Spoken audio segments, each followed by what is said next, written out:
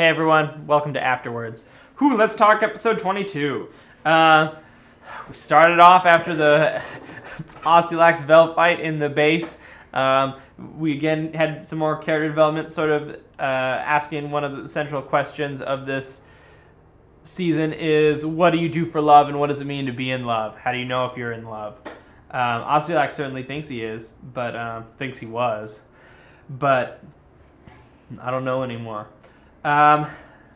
He leaves the party kind of to their own devices. I thought that scene played pretty well. We sort of gave everyone a little bit of a kind of a re-examination of just basically stating a good statement of what the theme is for their arc. Like Vel's sort of, in a sense, maybe seen too much good in people. Clarion, what does Clarion do for love? Clarion will do anything for love, but would he go to the same lengths that Osculax is? Same thing with Christine. Christine, like, is she in love with Gregory?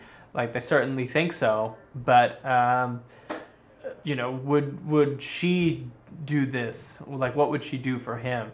And of course, Rasper doesn't really love anything except the material wealth that he can gain, and I think a love of violence. But I thought that scene played really well. Gave us sort of a reminder of what everyone was doing. Then we got Gregory, Kristoff, the Procurer, and Two Shots showing up. When we wanted to do an anti-party in this season. Maybe one day we'll do a Heroes episode with the four of them. How they figured out how to. I don't think we need it, but basically looking for these people, because I didn't want it to just be, it's been 11 days or so since they've been gone. A little bit more, actually. They've been like here 11 days, and then it's been like 7 days. So they've been gone, getting close to like 2 or 3 weeks, and that's a long time, especially when you're the noble lady of an area.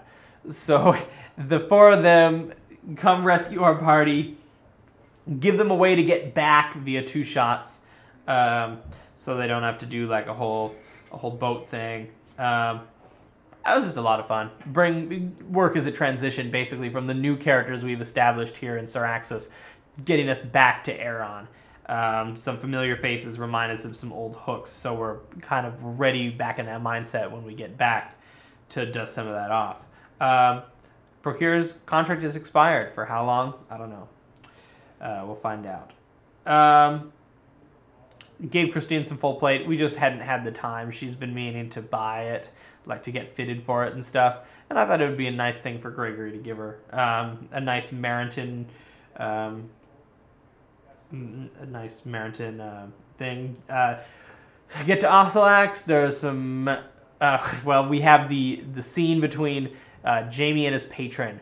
One of the things when we had a warlock, one of the stuff that we've been talking about for a long time, is we really wanted to show a scene in which the patron and the patron and the patronee. Well, anyway, the warlock and the patron make their deal, because usually it's the kind of thing that is requisitioned to backstory. Like, oh yeah, and they made a deal because you have a first level warlock. In the way that Jamie's deal with the mother happened off camera, but now we have the actual deal that this guy is like, I'll give you power if you work for me. And of course, the reveal is he's Osmodeus, but he also has some other names. Particularly, he is Meta, which is one of the 3 fates of the strip. Nara, which is law and storytelling. Dika, which is chaos and randomness. And of course, Meta, which is this unknowable outsider. Which those are the 3 parts that together, it's a little bit of a meta deity thing, but they're the 3 parts that make a role-playing game: the story that the DM's trying to tell, the randomness of the dice, and the meta information that it is an actual game. Jamie's patron is the third one, who is kind of ostracized from the other two, from his sisters. So kind of it's through this we're exploring the idea of metagaming and turning it on its head, where Jamie is all about metagaming right now. We're gonna have some fun with it. But that scene was awesome. I figure if you're going to be talking to a god, let's mess it up. And I wanted to make sure I had everyone leave because they just stood over there in the corner, so they saw the whole thing. But I wanted it to be obvious that this was about Jamie and this was about his patron, and that the two of them were making this deal. And I wanted to do that visually, and I wanted to really make it feel like it was the two of them. And then I had the fun gag of moving from camera to camera.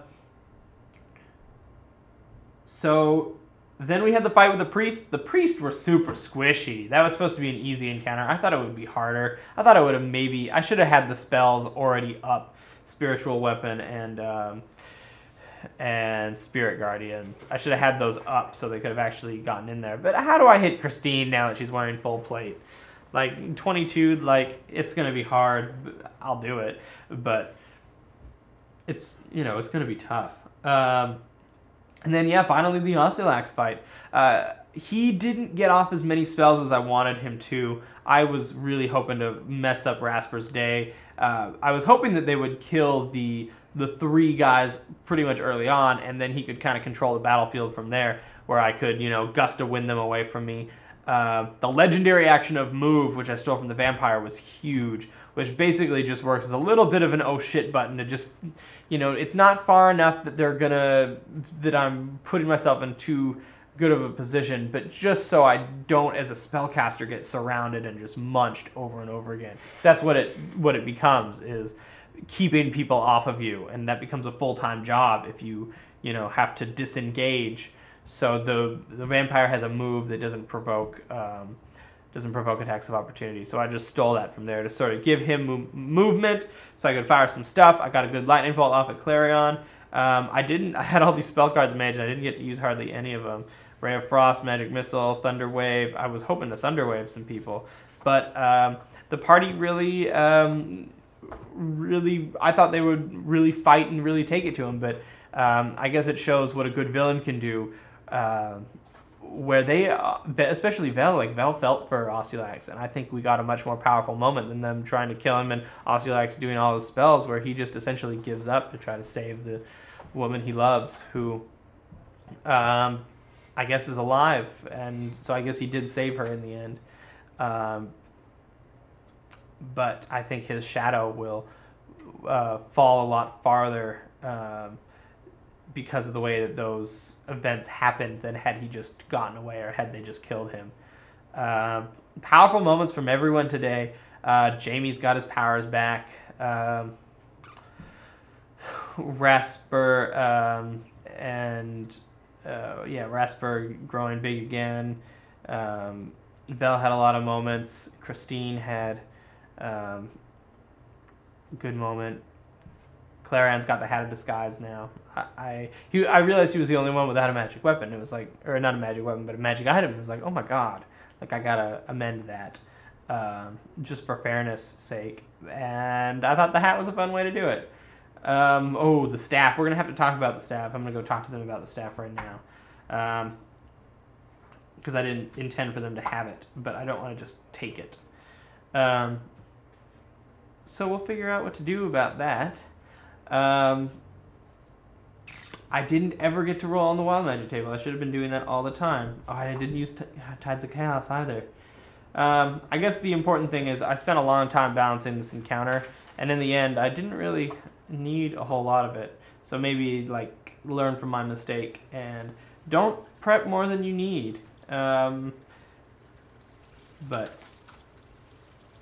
I loved it. I loved every minute of this session. I hope you did too. This isn't even our season finale. That's coming up in, let's see. 4 episodes? Yeah, 4, 2, 3. Yeah, 4. It's 4, and then I think our 1, 2, 3, 4. Yeah, so 5, including our series finale is 5 from now. So 5 weeks from now. Season finale. What? You said series. Season, not series. Don't worry, everyone's heart just leapt, including Eric's. No, we're in good shape. That's not even the season finale, so I'm very excited to see where the rest of the season takes us. I'm at the end of my prep. I know what I need to happen in the episode 27, but other than that, I don't know. So it's been fun being on Syraxis, and I guess I'll see you back in Marenton on Monday. This has been Afterwards. Tell me what you thought of this episode. Tell me what you guys want to see, and I'll see if I can do it. Thanks so much for watching. Thanks for all of the wonderful fan response that we have. It's been really encouraging and makes us so excited to do more. Threshold Moonlight, which is going on, has been awesome. At this time, we've only heard the first episode, but we're loving it, and we can't wait to hear more on Thursdays. And we'll have a link down there and in the Threshold videos for that. And if you guys want to run other games too in the Threshold universe, I would love to start building the world up and get the wiki building and work with you guys so we can have other games be in the same world. Thanks for watching. We'll see you next week.